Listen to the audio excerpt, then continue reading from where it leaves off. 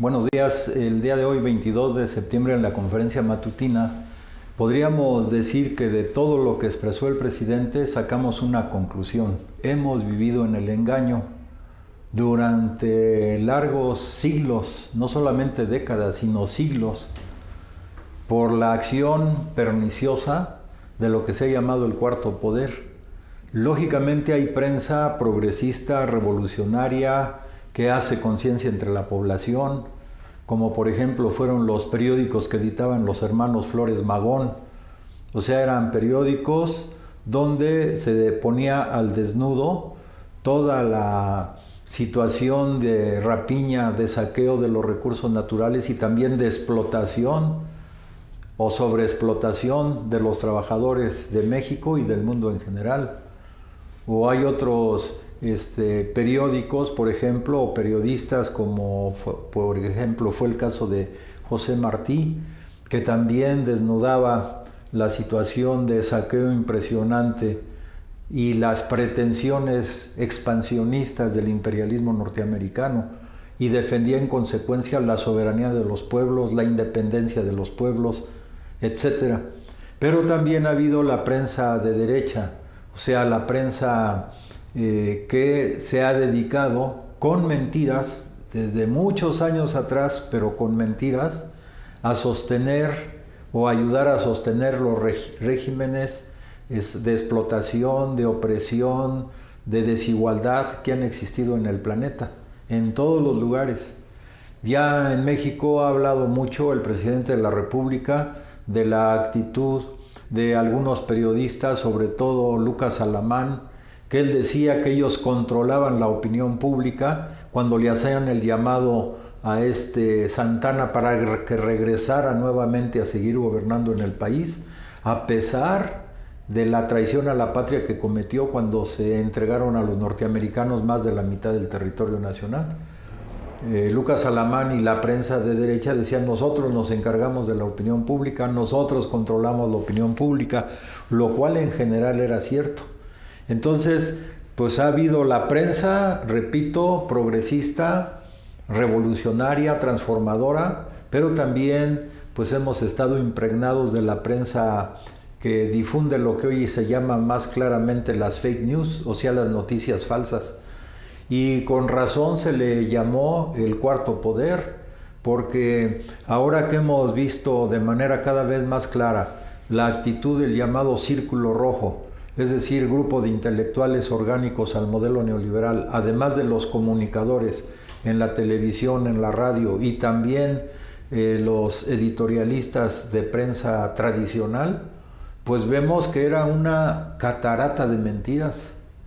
O sea, pero era tan abrumadora la cantidad de mentiras que se decía, porque lo mismo se podía ver en las esquinas, en los puestos de periódicos, el grueso de la prensa escrita con la misma línea, en radio, en las distintas estaciones, con la misma línea de mentiras, en televisión peor todavía,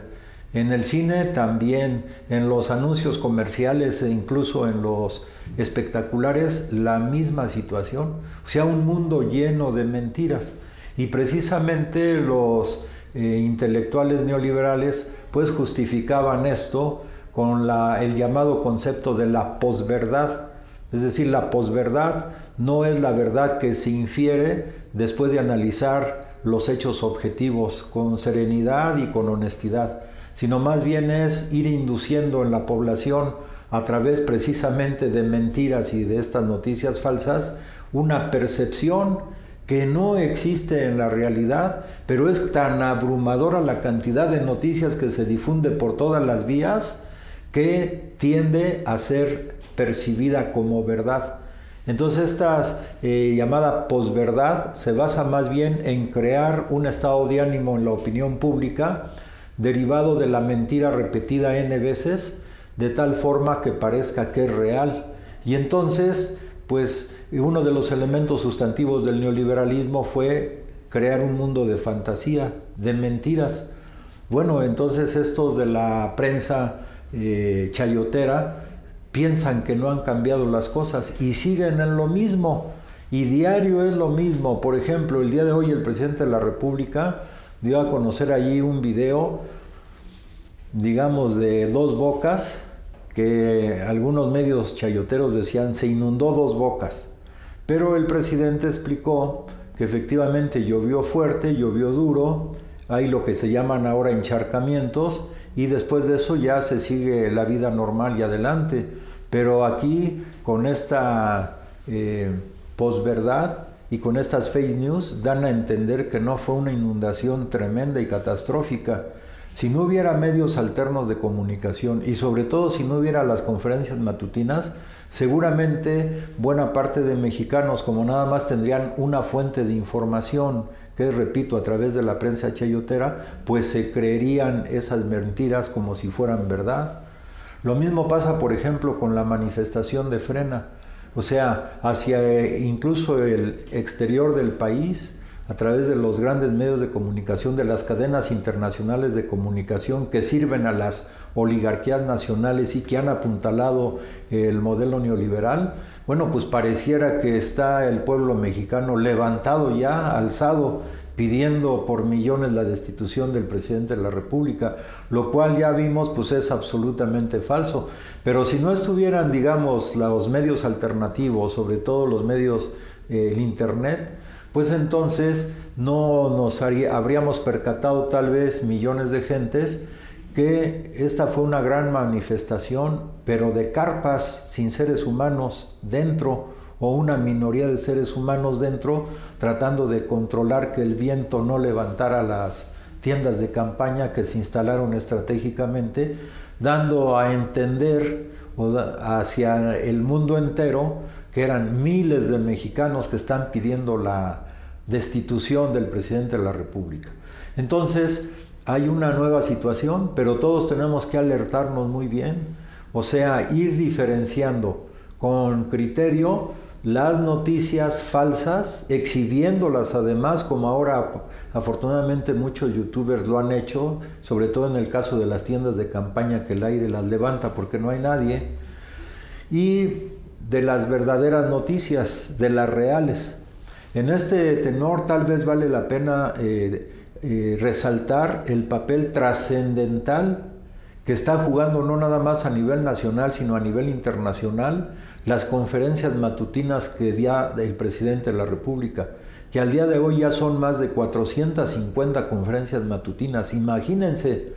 o sea, cómo con noticias verdaderas, reales, con una gran autoridad moral que tiene el presidente de la República, solamente con las conferencias matutinas ha logrado contrarrestar la catarata de mentiras de infinidad de medios de comunicación, repito, chayoteros. Entonces, la valía de esta forma de comunicación del presidente de la República es extraordinaria.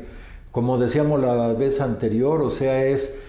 válida para hacer muchas tesis sobre precisamente esta nueva forma que ha establecido el presidente de la República de comunicarse directamente con el pueblo. Y además que es una labor sistemática, titánica, permanente, diario, incluidos sábados y domingos, que aunque no da las conferencias matutinas, pero lanza mensajes y además los puede lanzar desde Palacio Nacional o desde cualquier lugar de la República donde él se encuentre. Entonces, este es un verdadero fenómeno comunicacional, el que encabeza el presidente de la República, y hay que ayudar todos, porque como él decía en la mañana también, pues ser funcionario público,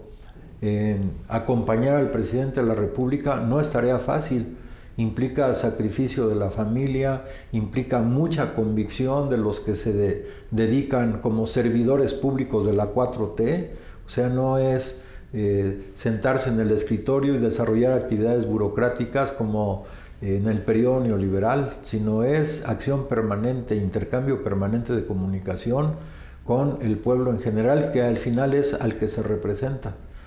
Y finalmente también queremos decir que el presidente está abriendo brecha en todos los terrenos, en todos los terrenos de la acción práctica y algunas cuestiones también de orden teórico, de una nueva forma de hacer política y una nueva forma de interrelacionarse con los diferentes actores políticos y económicos. Nos llamó la atención el informe que él dio de la entrevista que tuvo pues con empresarios, sobre todo de la Coca-Cola, y donde dice él de manera franca, hablamos el tema del etiquetado. Yo creo que aquí el presidente mismo va a influir en la mentalidad de algunos de los grandes empresarios a nivel también internacional,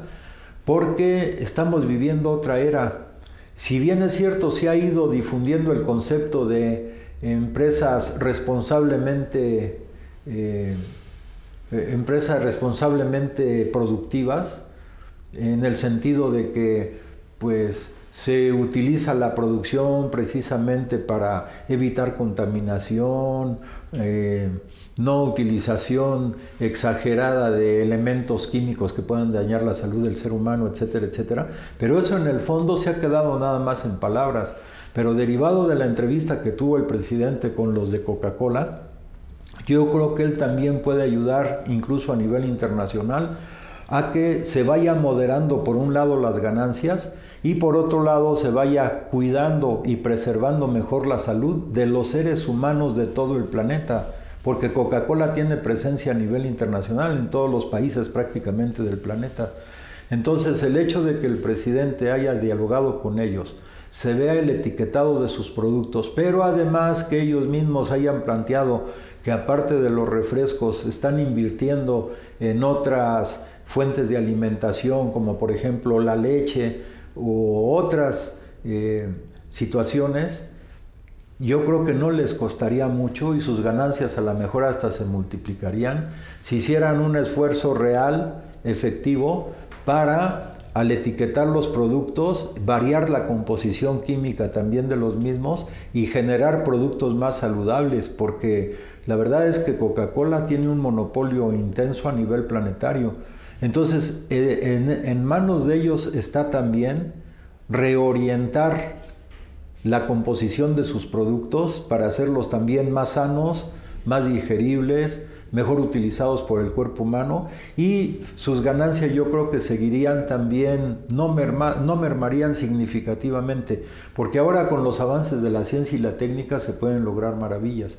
Entonces, qué bueno que esta plática la tuvo el presidente, qué bueno que en esa reunión él pudo expresar también la preocupación de la salud del pueblo mexicano y en general la salud de los habitantes del planeta, y más bueno sería todavía que estas empresas reorienten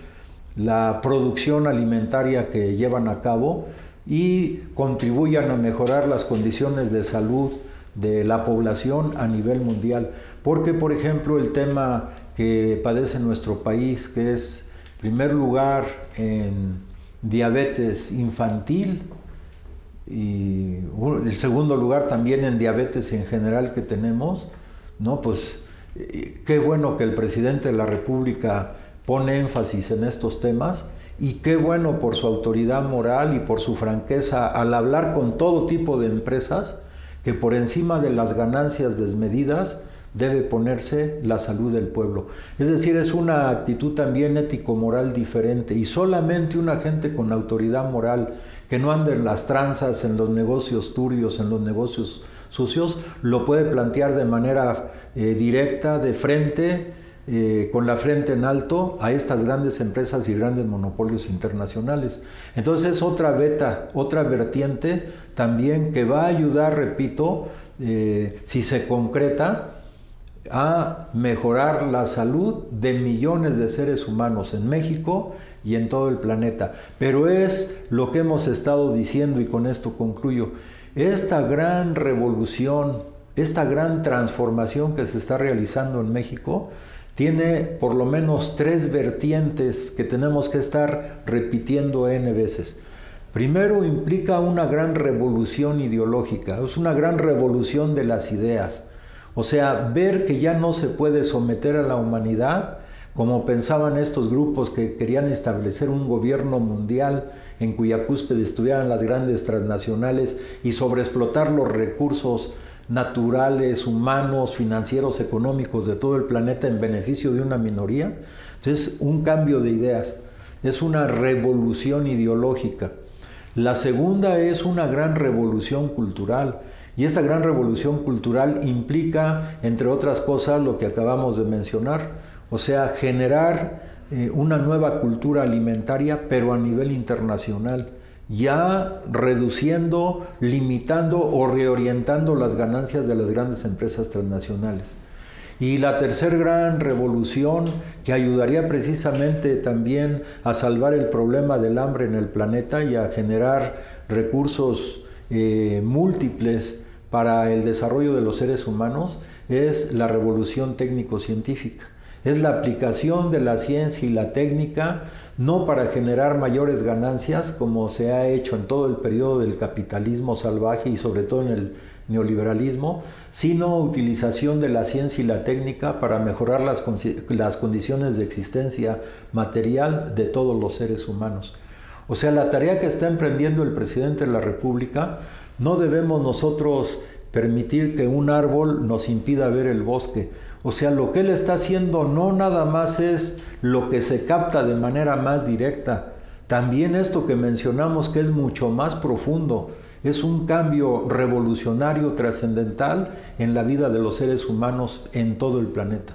Por eso nosotros estamos contentos y orgullosos de tener un presidente como el licenciado Andrés Manuel López Obrador, que no solamente está a la altura de las necesidades del pueblo de México, sino a la altura de las necesidades de la humanidad en esta nueva reconfiguración geopolítica, geoestratégica, geomilitar que vive el planeta, y que nosotros entendemos que el grueso de los esfuerzos de los sectores progresistas está en crear una nueva era mundial, que bien podríamos llamar la era de la independencia y de la paz mundial. Era de la independencia porque cada pueblo tiene que definir por sí mismo su propio destino, como lo estamos definiendo los mexicanos, y eso no se puede hacer en un mundo de guerra, de amenaza sistemática y permanente, sino debe ser en un mundo de paz. Por eso el papel que está jugando México a nivel de las Naciones Unidas en el tema de las vacunas es fundamental, pero esa nada más es la punta del iceberg del papel que va a jugar México en las Naciones Unidas para resolver infinidad de problemas que aquejan en este momento a la humanidad. Por eso es bueno recordar lo que el presidente de la República planteó en el número 50 de sus lineamientos básicos que ofreció al pueblo de México como candidato a la presidencia de la República, que él dice: necesitamos gobernar con 3 principios: honestidad, justicia y amor. Y el amor lo desglosa en 5 puntos: amor a la familia, amor al prójimo, amor a la patria, amor a la naturaleza y amor a la humanidad. Y yo agregaría, recordando las palabras de él de hace unos días, de que el presidente Lázaro Cárdenas fue el presidente que más amor prodigó a nuestro pueblo. Bueno, yo diría que en el siglo XXI el presidente que más amor ha prodigado al pueblo de México es Andrés Manuel López Obrador. Entonces hay que agregar el tema de amor al pueblo, que es lo que le sobra al presidente de la República. Si te gusta lo que planteamos aquí, síguenos por favor, inscríbete en nuestro canal en YouTube y te esperamos aquí como siempre diariamente después de la conferencia matutina. Que pases muy buen día.